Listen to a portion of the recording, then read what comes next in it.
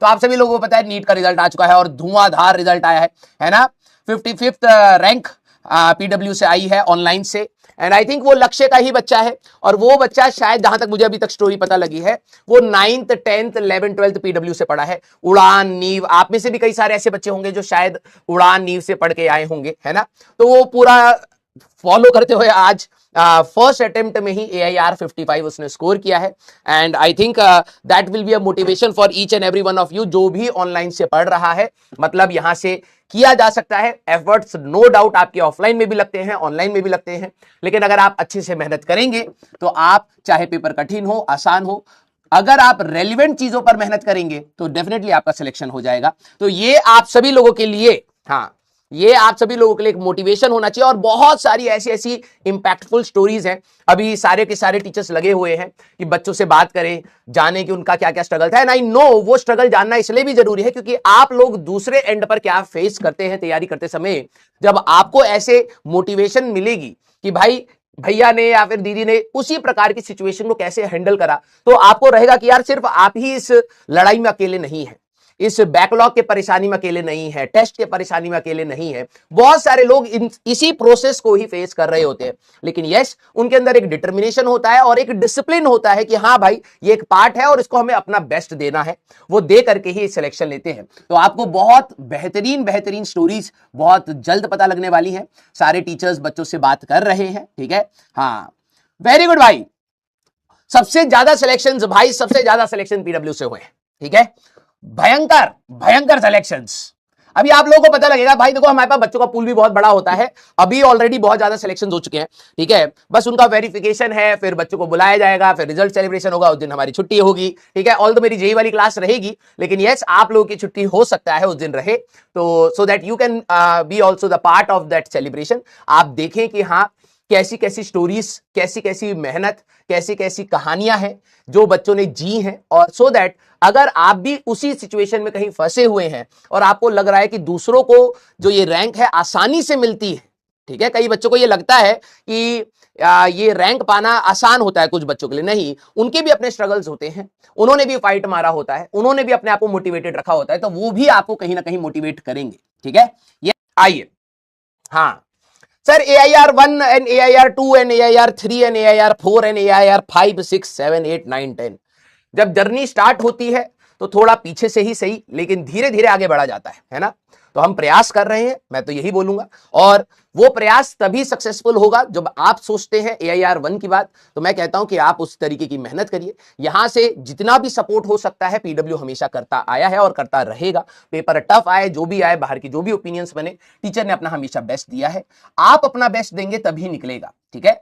तो यस अभी हम लोग हो सकता है वहां पर नहीं पहुंचे हैं, लेकिन यस वो हमारे लिए एक एम भी है और एक बहुत बेहतरीन एम है, उसके लिए हम लोग भी हमेशा मोटिवेटेड रहते हैं, आप लोग भी मोटिवेटेड हैं, तो ये कारवां चलना चाहिए। यस, हाँ आइए भाई, very good, thank you so much. And मैं आप सभी लोगों को भी बोलूंगा कि स्टे पॉजिटिव। देखो बहुत सारी ओपिनियंस रहती है नीट के रिगार्डिंग, ठीक है। अभी ओपिनियन होगा कट ऑफ के रिगार्डिंग, फिर ओपिनियन होगा टफ है, इजी है, बहुत सारे ओपिनियंस रहते हैं, ठीक है। हर कोई अपनी जगह पर सही है और हमारे यहाँ पे फ्रीडम है, अपना ओपिनियन दिया जा सकता है, लेकिन आप सभी लोगों को मैं ये बोलूंगा कि आप सभी लोगों के पास इतनी मैच्योरिटी होनी चाहिए कि आप किस ओपिनियन को अपने अंदर जाने देते हैं, वो आपका डिसीजन है, ठीक है। मैं तो आप सभी लोगों को बोलूंगा आपकी जर्नी बिल्कुल यूनिक होएगी, सभी की अपनी अपनी जर्नी यूनिक है। आप इंस्पिरेशन ले सकते हैं लेकिन एग्जैक्टली वैसी जर्नी आपकी नहीं होगी, तो बीच बीच में आपको सपोर्ट मिल सकते हैं, लेकिन यस लड़ना आप ही को पड़ेगा, ठीक है। क्लियर, हाँ। एक्सपेक्टेड कट ऑफ थोड़ी सी बढ़ रही है इस बार, और देखो अभी हम लोग डिस्कस भी कर रहे थे, तो मुझे जहां तक समझ आ रहा है कि 2025 का जो पेपर कठिन हुआ, अब मैं आप लोगों को भी बोल रहा हूं क्योंकि बहुत जल्द आप ही लोगों को पेपर लिखना है, जो आपको लग रहा है कि अभी 1-1.5 साल है, ये बहुत जल्दी निकल जाएगा, तो मैं आप सभी लोगों को एक बात बोलूंगा, 2025 का पेपर जो कठिन साइड आया उसका इंपैक्ट क्या है, ठीक है। उसका इंपैक्ट यह है कि सारे एजुकेशन सिस्टम में कहीं ना कहीं सभी टीचर्स ने अपने कंटेंट को कहीं ना कहीं मॉडिफाई कर दिया इस तरीके से। देखो टीचर तो पढ़ा सकता था लेकिन बच्चा पढ़ना नहीं चाहता था। पहले अगर 2025 से अगर पहले देखें तो बच्चे को अगर जैसे आप ही क्लास में अगर मैं भी टफ कराने लगूंगा, आधे बच्चे इरिटेट हो जाएंगे, अरे क्यों करा रहे हो टफ, ये रेलिवेंट नहीं है, बच्चे को कुछ नहीं पता था लेकिन फिर भी वो रेलिवेंस और इरेलीवेंस की बात करने लगता है। तो नॉर्मली 2025 से पहले क्या होता था, अगर टीचर चाहता भी था ना कराना तो बच्चे ही नहीं कराने देते थे, अब क्या हुआ, पेपर टफ आया। अब जब पेपर टफ आया तो जो अच्छे बच्चों का लॉट होता है, एक मीडियोकर बच्चा, एक बिल्कुल खत्म, जो इसको पढ़ना ही नहीं है, वो आवारागर्दी कर रहा है। मीडियोकर बच्चा क्या है, वो अपने आप को पुश नहीं कर रहा था कठिन सवाल लगाने के लिए, वो हमेशा जज कर रहा है ये आएगा नहीं आएगा, पेपर टफ होगा नहीं होगा, किसी को नहीं पता, तो इतना तो पढ़ना है बस, वो मीडियोकर रेंज में रह गया। लेकिन जो अच्छे बच्चे होते हैं उन्होंने एक पैटर्न को समझा कि हो सकता है पेपर कठिन हो जाए, और अगर पेपर कठिन होगा तो हमें एटलीस्ट तैयार रहना चाहिए।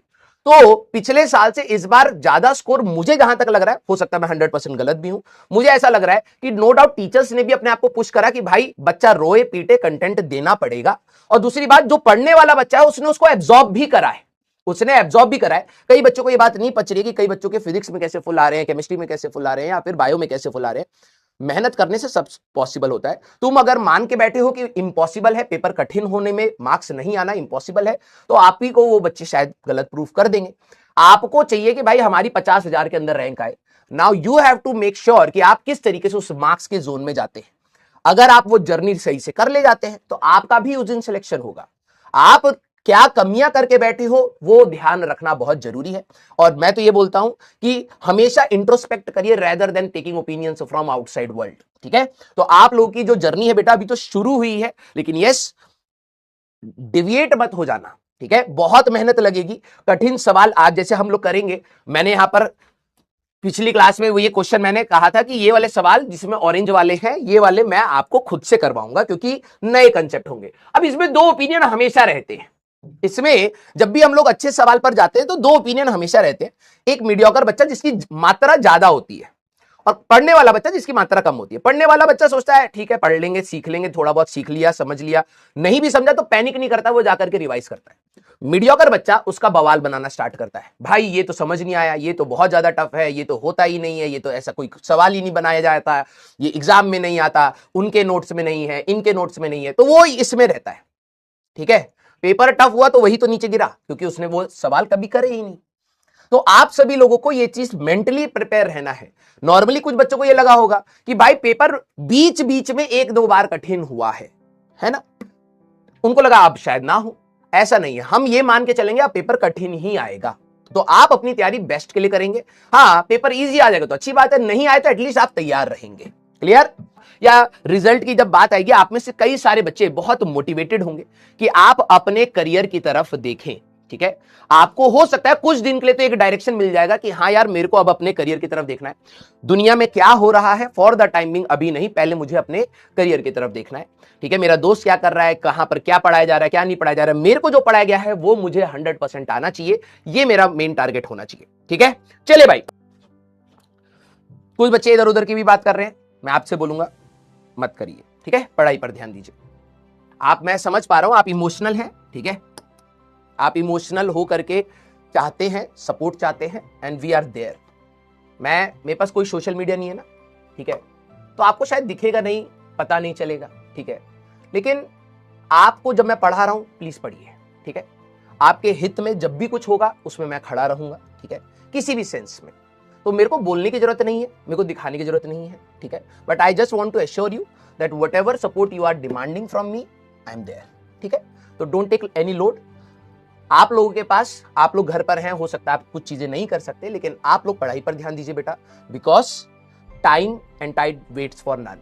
ये समय किसी के लिए नहीं रुकेगा। हाँ, कुछ चीजें बड़े लेवल पर होती हैं, उनको बड़े लेवल पर होने दीजिए। ठीक है, लोग हैं, रिस्पॉन्सिबल लोग हैं, कुछ कुछ चीजें कर रहे हैं। ठीक है, आपका काम क्या है, हाँ आप देखा जाए आप एक्टिव है, that's good, but super active होकर के आपकी अगर पढ़ाई हैम्पर हो रही है, दैट्स बैड। बी एक्टिव, पता होना चाहिए कि क्या चल रहा है, आपके हित के लिए ही हो रहा है, बिल्कुल होना चाहिए। लेकिन मैं अगर आपको बोलूं, अगर आपकी पढ़ाई हुई चीज पर अगर आप उसको छोड़ करके दूसरी चीज पर अगर एक्टिव है, देन इट इज बैड। दोनों चीज को बैलेंस आउट करना है, राइट? चलिए